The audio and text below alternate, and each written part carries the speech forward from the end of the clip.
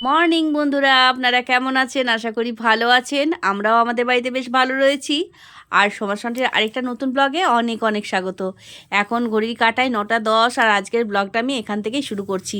বেশ কয়েকটা দিন ধরে আপনাদের সাথে ব্লগ সেরকমভাবে শেয়ার করতে পারিনি। আর দেখতে পাচ্ছেন এদিকে আমার ছেলে উঠে গেছে।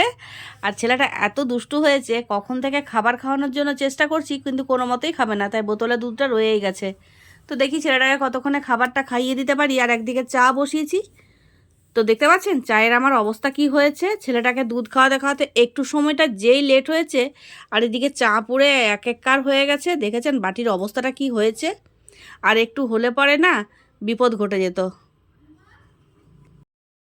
গোটা ঘর পুরো ধোঁয়াতে ভরে গেছে। জানালাটা খুলে দিলাম। দাঁড়ান, আর একটা জানালা খুলে দিই। বাপরে, খুব বড় এখনই বিপদ হয়ে যেত, সেটা থেকে বেঁচেছি। একটু জল দিয়ে দিই।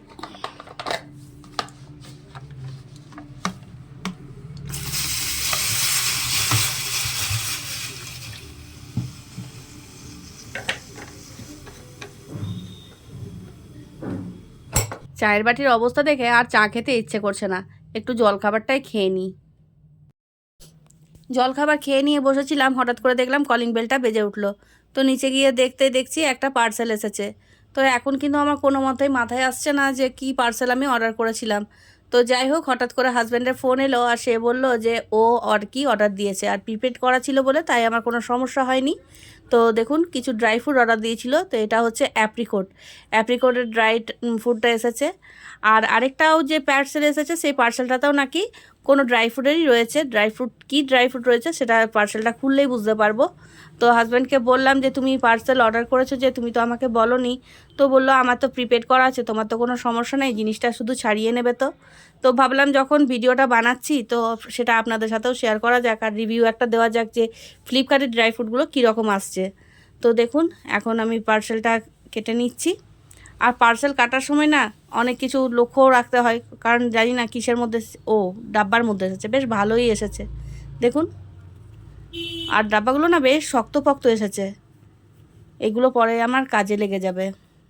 দেখুন ড্রাই ফ্রুটগুলোর মধ্যে কি রয়েছে, কাজু কিশমিশ, তারপর অ্যাপ্রিকট রয়েছে, আমন্ড রয়েছে, অনেক কিছু রয়েছে। জানেন, বেশ ভালো।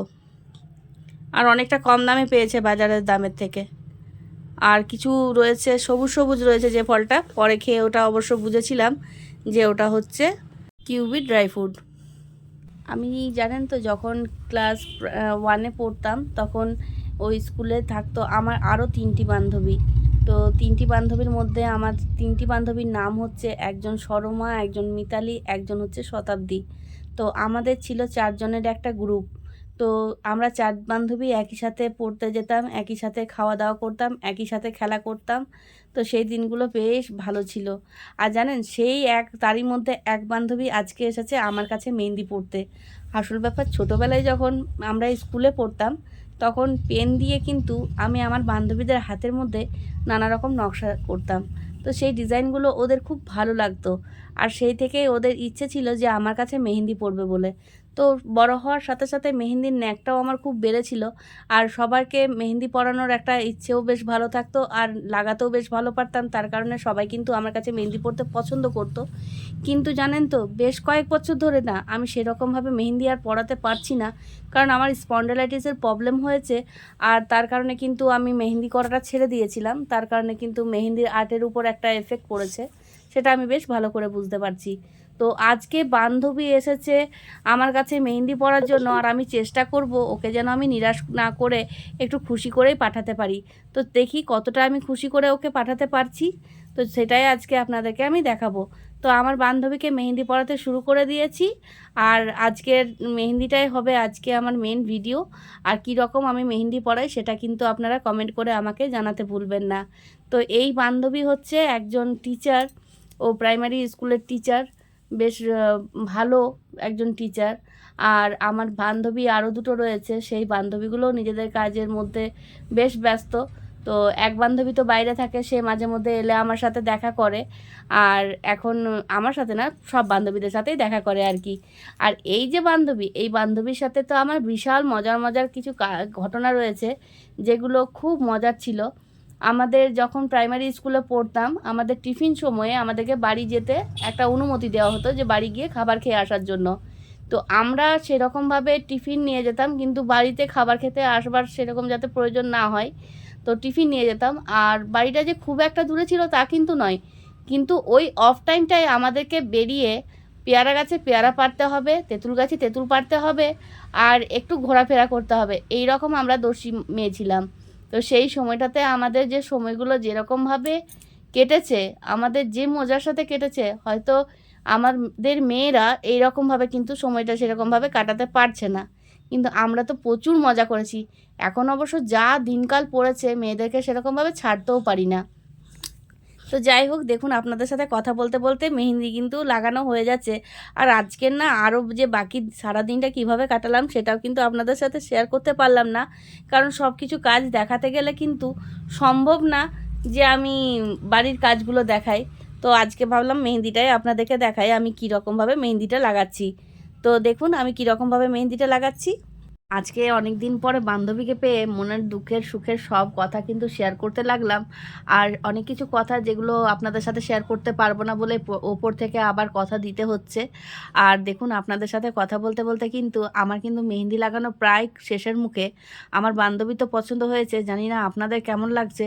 আর আপনাদের যদি ভালো লেগে থাকে কিন্তু একটা লাইক কমেন্ট শেয়ার করে জানাতে ভুলবেন না যে আমার মেহেন্দিটা আপনাদের কেমন লাগছে।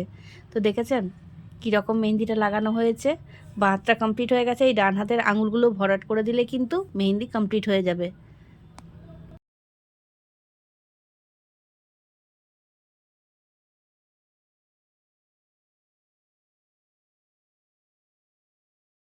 একবার দেখায় আমার বান্ধবীর হাতগুলো কেমন লাগছে।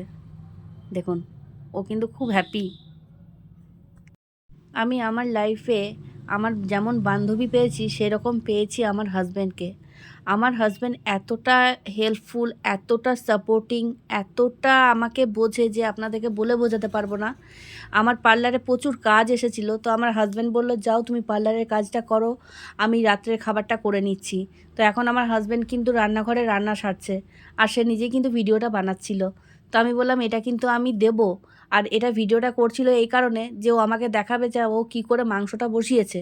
তো যাই হোক, কিন্তু আমি ভাবলাম যে এটা আপনাদের সাথে শেয়ার করা যাক। আজকে জানেন তো আমার হাজব্যান্ড আমার পাশে আছে, আমার হাতটা শক্ত করে ধরে আছে বলেই কিন্তু বাড়ির কাজ বাচ্চা সামলেও কিন্তু আমি পার্লারটা ক্যারি করতে পারছি। না হলে হয়তো আমি পার্লারটা বন্ধ একদম করে দিতে হতো। আমার পার্লারটা প্রথমে আপনাদেরকে বলেছি, যারা আমার কন্টিনিউ ভিডিও দেখেন তারা জানেন যে আমার পার্লারটা এক জায়গায় ছিল, কিন্তু এখন আমি একটা বাড়িতে শিফট করেছি, যেখানে নিচে আমি পার্লারটাকে শিফট করেছি আর উপরে থাকি। তো এই ব্যাপারটা কিন্তু আমার হাজব্যান্ড না সাপোর্ট করলে কিন্তু আমি কোনোভাবেই করতে পারতাম না। তো আজকে আমি এই রকম একটা হাজব্যান্ড পেয়েছি আমার হাতটাকে শক্ত করে ধরে পথ চলার জন্য। তার জন্য আমি অনেক অনেক থ্যাংক ইউ আমার হাজব্যান্ডের প্রতি। তো দেখতে পাচ্ছেন আমার হাজব্যান্ড বেশ সুন্দর করে রান্না করেছে, আর মাংসটা না দারুণ টেস্টি হয়েছিল। এই কারণেই বলতে পারছি, কারণ এই ভিডিওটা পুরনো, আর সেদিন খেয়েছিলাম বেশ তৃপ্তি ভরেই খেয়েছিলাম। বেশ সুন্দর রান্না করেছে। আর আরেকটা সিক্রেট ব্যাপার হচ্ছে, আমার হাজব্যান্ডের কাছেই কিন্তু আমি রুটি করা শিখেছিলাম। আমি কিন্তু যখন আমার বিয়ে হয় তখন কিন্তু সেরকমভাবে রান্নাবান্না করতে পারতাম না। আমি আমার হাজব্যান্ডের থেকেই রান্না কিন্তু অল্প অল্প করে শিখেছি।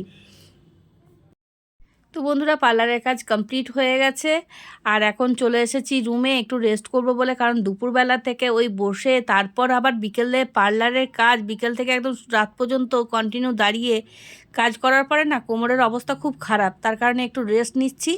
আর এদিকে ছেলে এখন চ্যবনপ্রাশের ডাব্বা থেকে চ্যবনপ্রাশ নিয়ে বলছে আমি চাটনি খাচ্ছি আর কার্টুন দেখছে। যাই হোক, ও কার্টুন দেখতে থাক, তাতে আমি কিছুটা একটু নিশ্চিন্ত হতে পারবো যে ভালোভাবে রেস্ট নিতে পারছি। না হলে তো এসে পরে এত দুষ্টুমি করে যে আমার রেস্ট নেওয়াই হয় না। তো বন্ধুরা আজকের মতো ব্লগটি আমি এখানেই শেষ করছি। দেখা হবে পরবর্তী আরেকটা নতুন ব্লগের সাথে। আরও নতুন নতুন হেয়ার কাটিং আসছে, আপনারা দেখতে পারবেন। আরও পরের ব্লগগুলো নিয়ে আপনারা কন্টিনিউ দেখতে থাকুন, দেখবেন নতুন নতুন ব্লগ আসছে। আর বন্ধুরা আপনারা ভালো থাকবেন, সুস্থ থাকবেন, সাবধানে থাকবেন। দেখা হবে খুব শীঘ্রই আরেকটা নতুন ব্লগের সাথে। আর সম্পূর্ণ ভিডিওটি দেখার জন্য অসংখ্য ধন্যবাদ।